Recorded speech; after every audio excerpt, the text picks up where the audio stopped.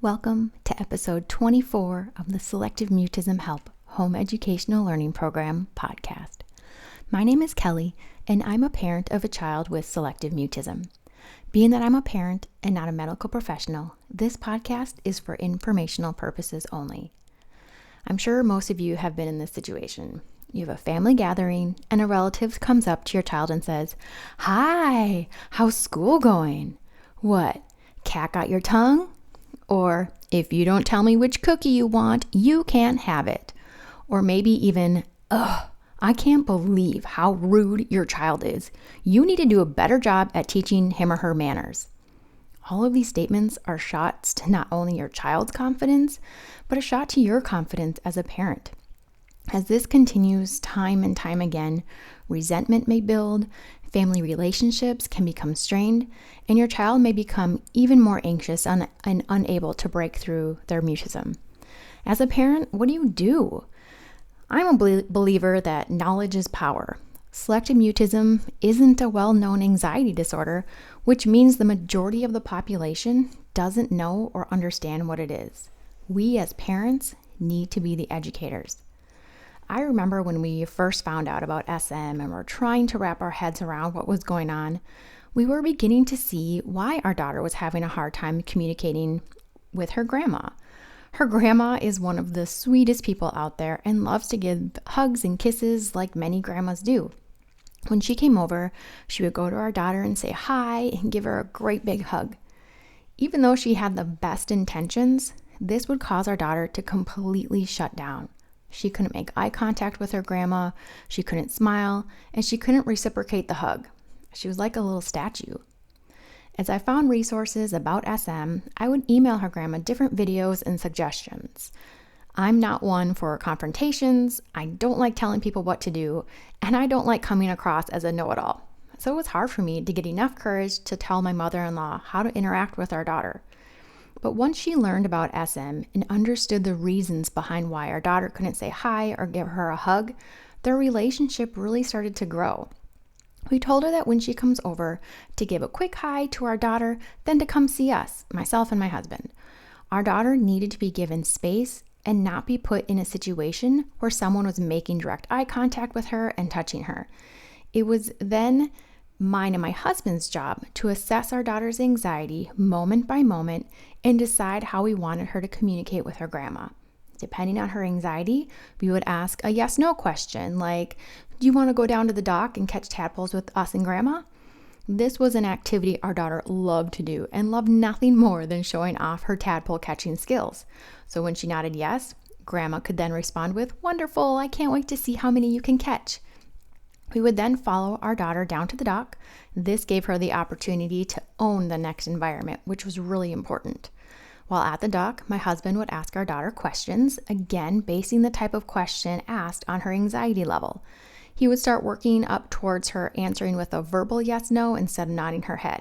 Then a forced choice question. Did you catch a tadpole or a frog?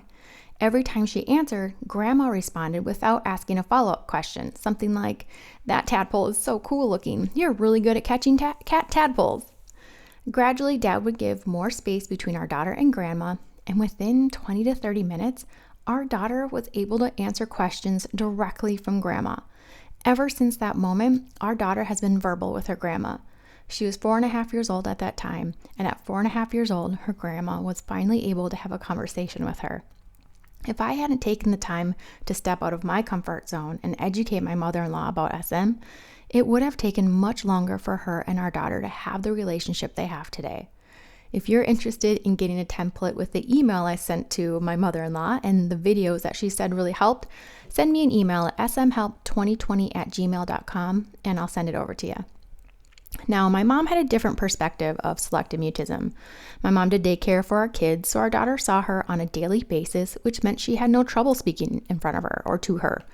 The conversation I had with my mom was very different than the one I had with my mother-in-law because my mom would say, "Well, she's fine with me. I don't think there's anything wrong." I had to explain that yes, although she talks fine with you, she isn't talking to others. We need to make sure we are answering for her and making sure we aren't leading her everywhere we go. Allow her to go first into and out of the school. My dad also helped out a lot with our kids. but our daughter wouldn't directly speak to him. I had to point this out since our daughter would use her voice in front of my dad, so they thought she was talking to him.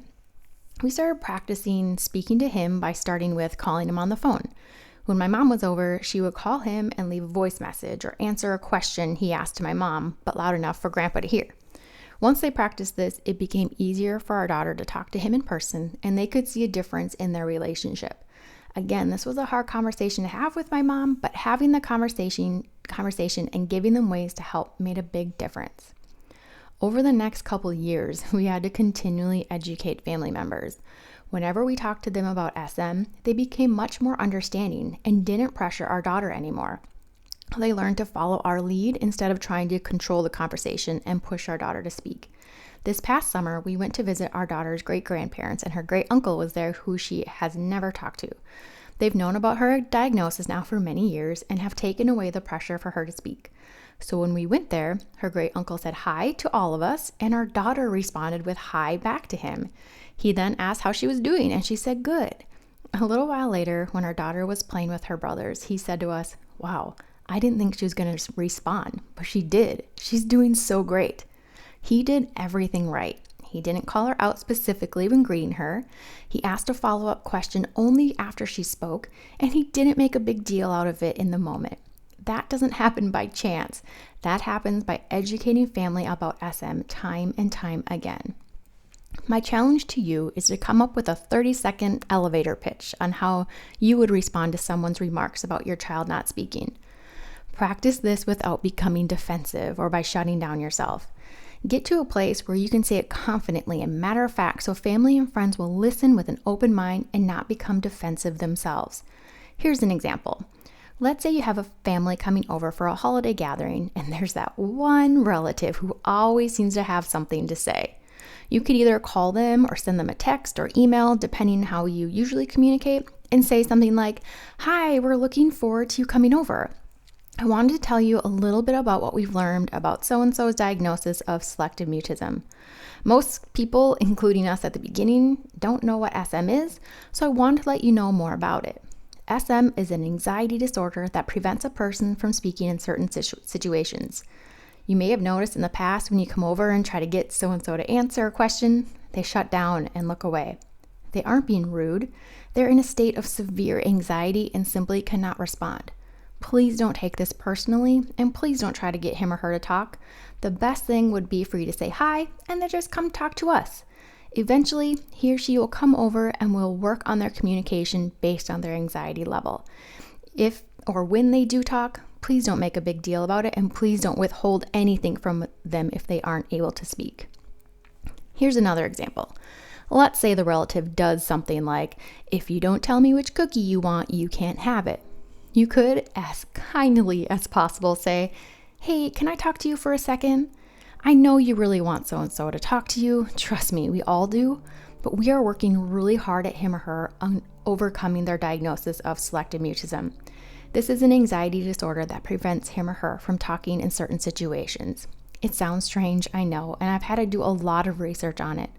But when you unintentionally demand them to speak in order to get something, it actually makes things much worse. Instead, could you ask him or her to point to the cookie they want, or ask if they want the chocolate chip or peanut butter cookie? It may take some time, but the less pressure you put on him or her to speak, the more likely they will. Hopefully, they'll hear the sincerity in your voice and will want to be able to help your child. Another way you could help lower your child's anxiety is by having a conversation with your child before they get together. You could say something like, "Hey, I know it's really hard for you to talk to so-and-so when they're here. I just want to let you know that you don't have to. I've talked to them already, and they know to just say hi to you and not expect you to say hi back and to not ask you any follow-up questions. If you need anything, you can come and whisper to me or pull me in another room. We want you to be as comfortable as possible and have fun while they're here. Does that sound okay?" Now, this won't be the case every time, as we want to keep our children moving forward and not be stuck in only whispering or pulling you into another room. But for the first time that we give them the expectation that they don't have to talk around them, see if anything changes. Because the expectation to speak has drastically reduced, their anxiety will likely be reduced. And what happens when their anxiety is reduced? They have a better chance of communicating. If you notice they're less anxious as previous get-togethers, start working up the communication ladder. Ask them a yes-no question so they can nod. Then ask a forced choice question by holding up fingers to answer. Then ask a forced choice question and have them answer verbally. Continue to monitor them moment by moment and adjust as necessary. When those relatives see what you're doing and the results that it's having, they're going to have a better understanding of it all. They're going to realize your child isn't being rude or willful or controlling or defiant. They will hopefully see your child's anxiety melting away and their amazing personality shining through. This will take time, but again, knowledge is power. The more we can educate our family members in a caring and less defensive way, the more likely they'll be able to hear what we have to say. If you want to talk more about this topic or have specific family members you need help with, I'd love to set up a free 30-minute coaching consultation with you. Head to smhelp.org/coaching to fill out a consultation form or email me at smhelp2020@gmail.com. Don't forget, the Fall 2022 Selective Mutism Help Online Summit starts October 21st. Get all the details at smhelp.org/free-summit. Take care.